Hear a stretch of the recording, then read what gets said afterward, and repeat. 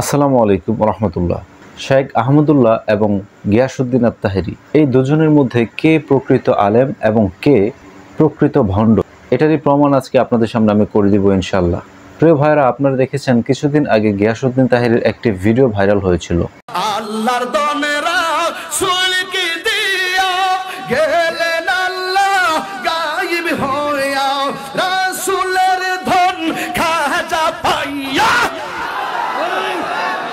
রাসূলের ধন খাজা পাইয়া শুইয়া আছে আজ মেরে কেউ ফিরে না খালি হাতে, খাজা তোমার।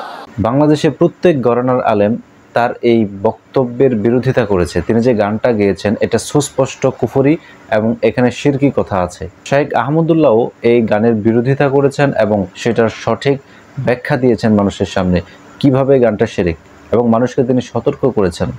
এবং মানুষকে সতর্ক করার পদ্ধতিটা কি ছিল, চলুন তার মুখ থেকে শুনে আসি। প্রিয় দর্শক, মাওলানা গিয়াসউদ্দিন তাহেরির সাথে ব্যক্তিগতভাবে আমাদের কোনো বিরোধ নেই, কোনো বিদ্বেষ নেই, কোনো শত্রুতা নেই। আমরা কোনো আলেমের নাম ধরে সমালোচনা করার সম্পূর্ণ বিরোধী। আমরা কখনো কোনো আলেমের নাম ধরে সাধারণত সমালোচনা করি না। বিশেষ করে কোনো আলেম যদি এমন কোনো মত পোষণ করেন যে মতের সাথে আমি একমত নই, কিন্তু তার মতের সপক্ষে কোরআন হাদিসের কোনো দলিল তিনি এমনভাবে পেশ করেন যে কোরআন হাদিসের আলোকে তিনি সে মতটি পোষণ করেছেন, এটি তার একটা বুঝ, তার একটি গবেষণা, এমনটি হতে পারে, তাহলে সেক্ষেত্রে তার বিরুদ্ধে বিষোদ্গার করাকে আমরা সঠিক কাজ মনে করি না। কিন্তু গানে গানে এখানে মাওলানা গিয়াসউদ্দিন তাহেরি সাহেব যে কথাগুলো বললেন, সেগুলো শুধু তার ঈমান হারা হওয়ার জন্য যথেষ্ট নয়। তার এই কথাগুলোকে যারা সায় দিবেন, এগুলোকে যদি কেউ বিশ্বাস করেন, তাহলে সেক্ষেত্রে তারাও ঈমানদার হারা হবেন।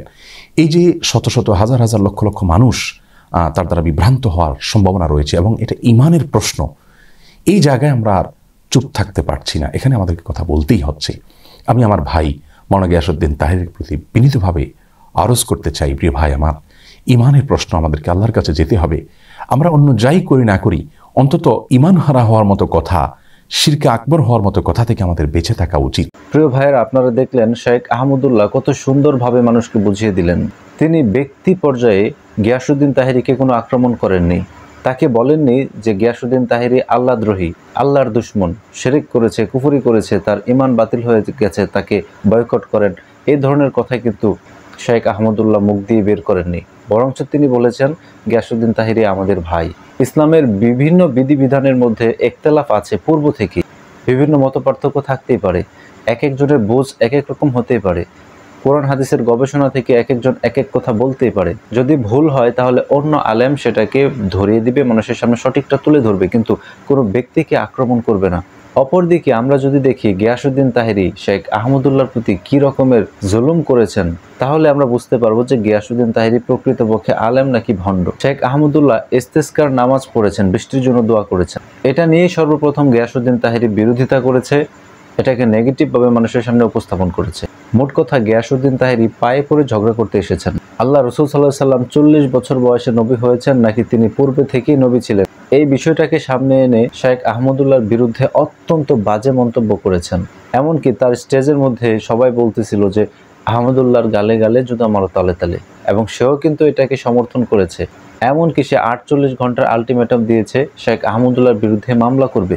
প্রিয় ভাইরা, দেখেন গিয়াসউদ্দিন তাহেরি যখন ভুল করেছিলেন তখন কিভাবে শেখ আহমদুল্লাহ মানুষকে সতর্ক করেছিলেন, কোনো প্রকার ব্যক্তি আক্রমণ না করে। আর এদিকে শেখ আহমদুল্লাহর একটি বক্তব্য গিয়াসউদ্দিন তাহেরির কাছে ভালো লাগেনি বা সে বুঝতে পারেনি, এইটাকে নিয়ে তিনি কত নোংরা ভাষায় শেখ আহমদুল্লাহকে আক্রমণ করেছেন। এতে স্পষ্ট হয়ে যায় যে প্রকৃত আলেমকে আর প্রকৃত ভণ্ডকে। আল্লাহ তাআলা এই ধরনের ভণ্ড থেকে আমাদেরকে বাঁচাক, আল্লাহর কাছে পানা চাই।